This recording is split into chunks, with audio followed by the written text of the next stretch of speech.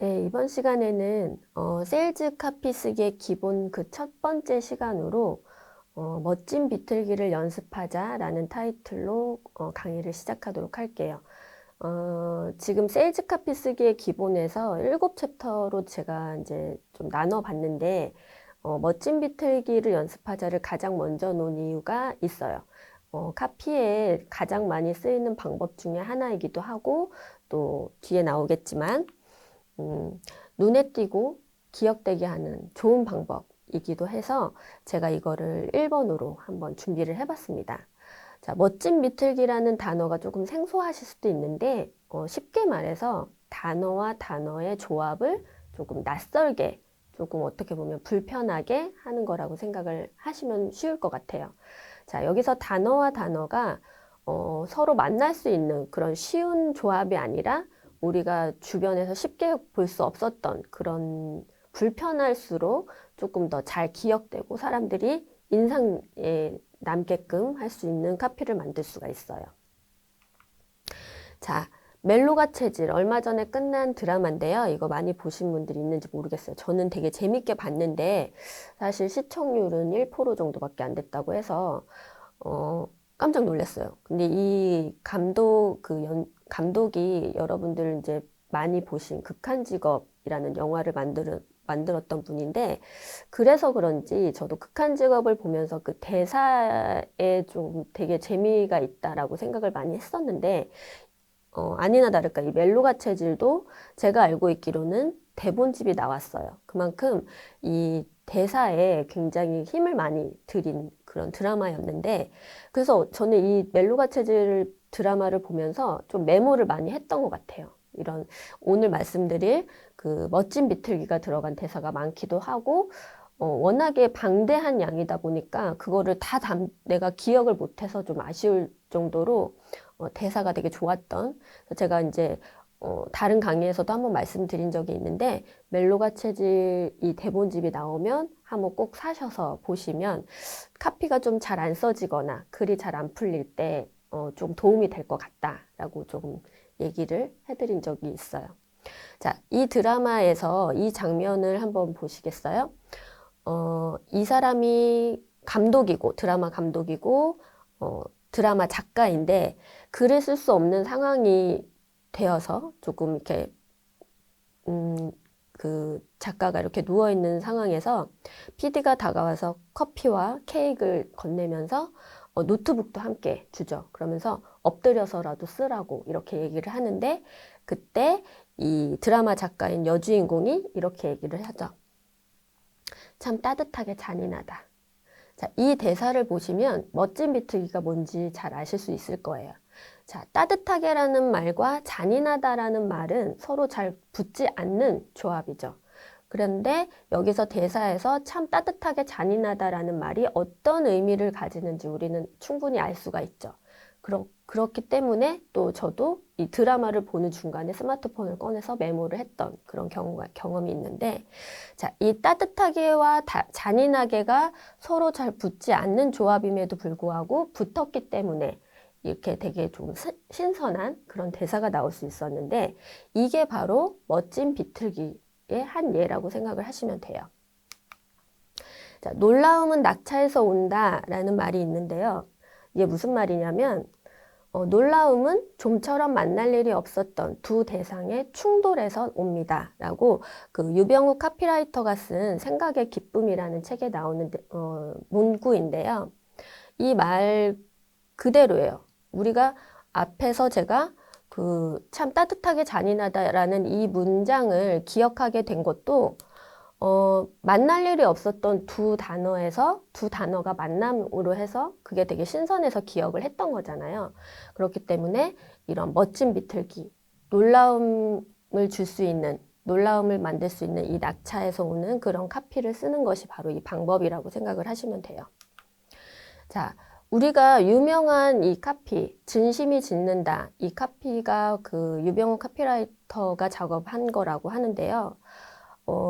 낯설게 하기 위해서 되게 좀 독특한 단어를 찾거나, 유행어 혹은 신조어를 그렇게 갖다가 조합을 하라는 게 절대 아니고, 두 평범한 단어의 조합만으로도 상당한 힘을 가진 슬로건을 완성할 수 있기 때문에 여기서 말한 그 진심이 짓는다처럼 아주 평범한 단어잖아요. 진심이라는 것과 짓는다는 것. 근데 우리가 실제적으로 짓는다라는 말 앞에 진심을 넣지 않았기 때문에 이게 굉장히 신선했던 카피. 그리고 아직까지도 많이 회자되고 있는 카피로 기억이 되고 있는데 여기서 말하는 것처럼 평범한 단어의 조합이라는 거예요. 평범한 단어들도 어떤 대화와 어떤 단어와 만나느냐에 따라서 우리가 되게 신선하게 여겨질 수 있기 때문에 이런 조합을 많이 생각을 해보시면 좋을 것 같아요. 자, 제가 예를 몇 개 들어볼게요. 높은 하이힐, 아름다운 원피스, 매력적인 디자인, 또 맛있는 과일, 싱싱한 과일 이런 말을 우리가 많이 쓰는데 이거는 그냥 우리가 생각하는 거, 늘 생각하는 거, 써지는 대로 썼던 그런 문장이라고 생각을 하시면 돼요. 즉, 흔히 보는 익숙한 조합이죠. 전혀 새롭지가 않은데 하이힐은 당연히 높은 건데 우리는 높다고 그냥 한 번 더 강조해서 얘기할 뿐이고 그리고 대부분의 사람들이 원피스는 아름답거나 매력적이다라고 생각을 하기 때문에 아름다운 원피스라고 그냥 늘 붙는 그런 수식어가 된 것 같아요. 우리가 실제로 말과 글을 90%는 이렇게 그냥 써지는 대로 쓴다고 해요. 그러니까 이렇게 써지는 대로 쓰지 않는 것만으로도 좋은 카피를 쓸 수 있는 연습을 많이 할 수 있다는 거죠. 자, 여기서 제가 그냥 밑줄을 쫙쫙 그어놨는데요. 제가 카피를 수정을 할 때, 이런 타이틀은 반드시 수정을 하거나 삭제를 했던 것 같아요. 자, 기본적인 스타일, 다양한 연출 가능, 손이 자주 가는, 또 잘 만든, 정성 들여 만든, 또 군더더기 없는, 뭐 흔하지 않은, 이런 말들을 우리가 많이 써서 카피에 녹여내고는 하는데, 사실 뭐 아예 안 쓸 수는 없고요. 저도 뭐 아예 안 쓰진 않았으니까. 근데 이거를 너무 자주 쓰는 게 문제인 것 같아요. 자, 모든 물건을 우리가 팔 때는 잘 만들어서 팔죠. 정성 들여서 팔고 또 어떤 뭐 패션 제품 같은 거, 옷 같은 거를 팔 때도 이 옷은 이 옷 하나로 다양한 연출이 가능하다라고 이렇게 얘기를 많이 하는데 이런 것들을 타이틀로 혹은 이렇게 텍스트로 정리를 할 때 조금 더 다르게 이렇게 늘 쓰는 방식이 아니라 다른 조합으로 써보면 어떨까? 그런 연습을 좀 하면 어떨까? 이렇게 우리가 늘 쓰는 거는 잘 쓰지 않고, 그렇게 하는 것만으로도 다른 카피라이터 혹은 다른 마케터와 내 카피가 차별화되는 그런 시점이 될 수도 있을 것 같아요. 자, 여기 한번 예를 들은 걸 한번 볼까요? 한여름에도 시원한 반팔 티셔츠라는 카피가 있어요. 그거를 냉기를 처방받은 티셔츠라고 한번 수정을 해본 거예요.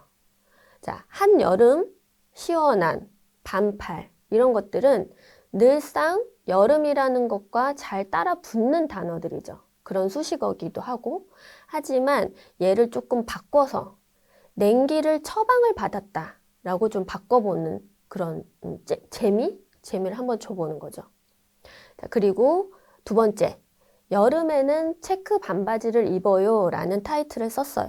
그러면 그냥 이 체크 반바지라는 그 체크 패턴이 들어간 반바지를 입어요 라고 할 게 아니라 조금 더 이렇게 비틀어서 체크가 유혹한 여름이라고 바꿔보면 어떨까? 그리고 마지막으로 B급 제품 리퍼브 세일이라는 타이틀을 썼어요. 그런데 이 B급 제품이라는 그 타이틀 자체가 B급이라는 게 들어가면은 고객들은 뭐 1차적으로는 좀 제품을 싸게 파나 보다 라고 생각을 할 수도 있고 하지만 어쨌거나 약간의 조금 문제가 있는 좀 뭐 스크래치가 있다거나 누군가가 샀는데 반품을 했다거나 그런 물건이 바로 이 B급 제품이기 때문에 이거를 사는 사람 입장에서는 아무리 조금 가격을 좀 저렴하게 사더라도 조금 기분이 덜 나쁘게 써주면 어떨까라고 해서 이 B급이라는 그 단어를 빼버리고 쇼핑의 비안이라고 썼는데요.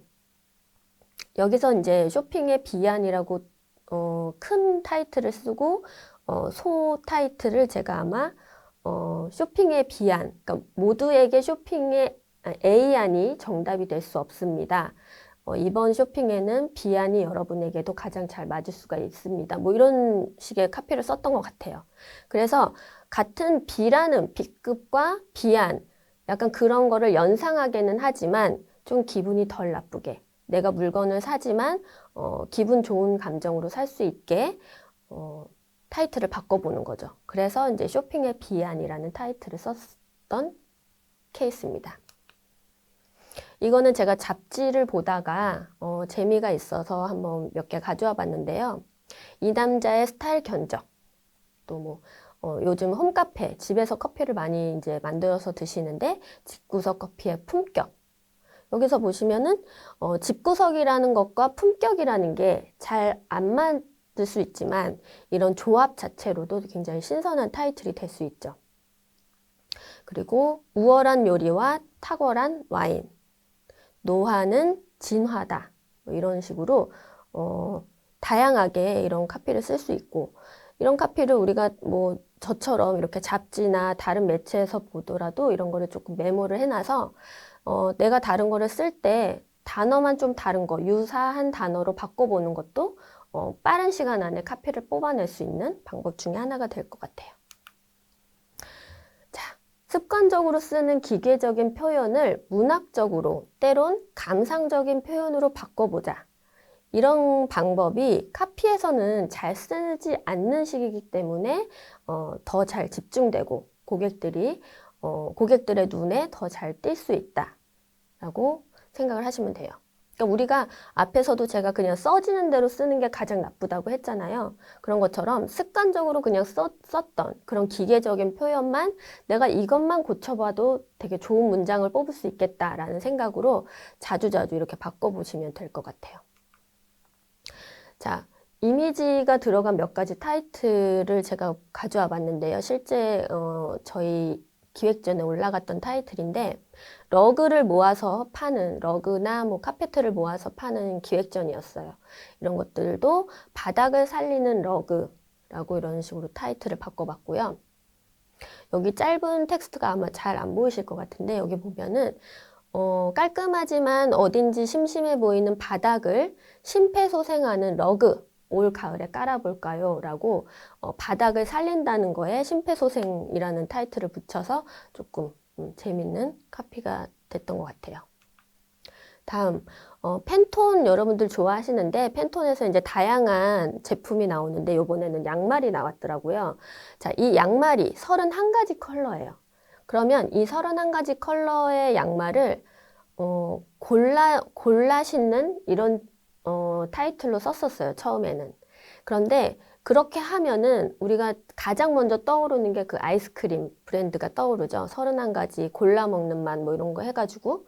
근데 아까 말씀드린 것처럼 다른 데서 썼던 카피를 우리가 응용하는, 잘 빌려 쓰는 방법도 좋지만 너무 과거의 카피라거나 또 혹은 너무 많이 알려진 그런 카피를 응용했을 때는 내 카피가 조금 신선하게 느껴지지 않을 수가 있어요. 오히려 지금 쓴 건데도 되게 올드하게 느껴질 수가 있어요. 그래서 그런 카피는 가급적 좀 자제하시는 게 좋을 것 같아요. 그래서 팬톤이라는 브랜드 자체가 컬러를 굉장히 잘 뽑는 브랜드이기 때문에 컬러 천재가 만든 31가지 양말이라고 타이틀을 뽑았던 경우예요. 자, 이거는 침대 그 매트리스, 침대를 파는 그런 기획전이었는데 여기서도 적극적인 침대라고 타이틀을 좀 바꿔봤죠. 적극적으로 당신을 생각하면서 적극적으로 이렇게 만들었다라는 의미에서 적극적인 침대 이렇게 타이틀을 썼던 경우입니다. 자, 요즘 신을 만한 가죽 슈즈, 지금 신을 만한 가죽 슈즈, 뭐 이런 타이틀을 많이 쓰는데요. 요즘이나 지금이라는 타이틀 외에 그거를 표현할 수 있는 다른 문구는 뭐가 있을까라는 생각을 하면서 현재 진행형이라는 타이틀을 붙였던 케이스입니다.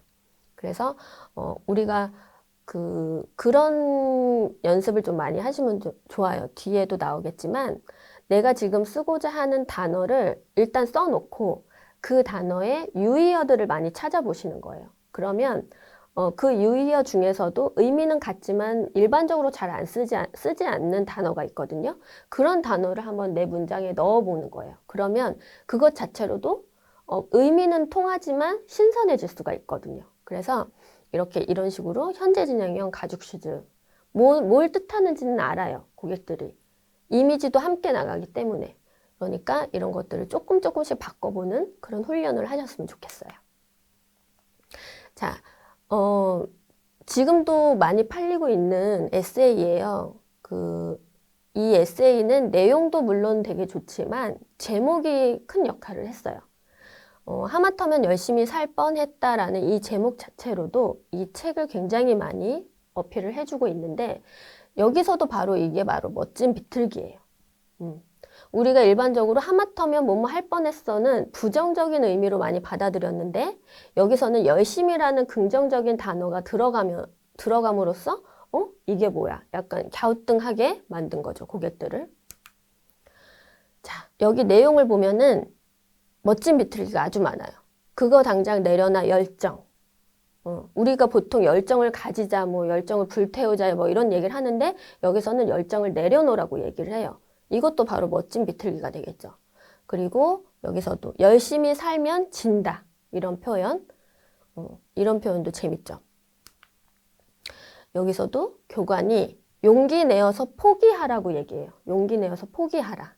이런 것도 바로 멋진 비틀기 중에 하나인 것 같아요. 자, 영화 제목에는 이미 이런 방식을 많이 쓰고 있는데요. 킬러의 보디가드, 또 8월의 크리스마스, 우아한 거짓말, 성실한 나라의 앨리스, 살인의 추억, 누구나 아는 비밀 이런 영화 제목들이 바로 멋진 비틀기죠. 영화 제목을 이렇게 찾아보거나 책 제목을 찾아보시는 것도 카피에 많은 도움이 될 수 있어요. 자, 앞에 잠깐 얘기를 해드렸던 것처럼 이런 멋진 비틀기를 하려면 조금 신선한 카피를 뽑으려면 단어를 많이 아는 게 굉장히 중요한데요.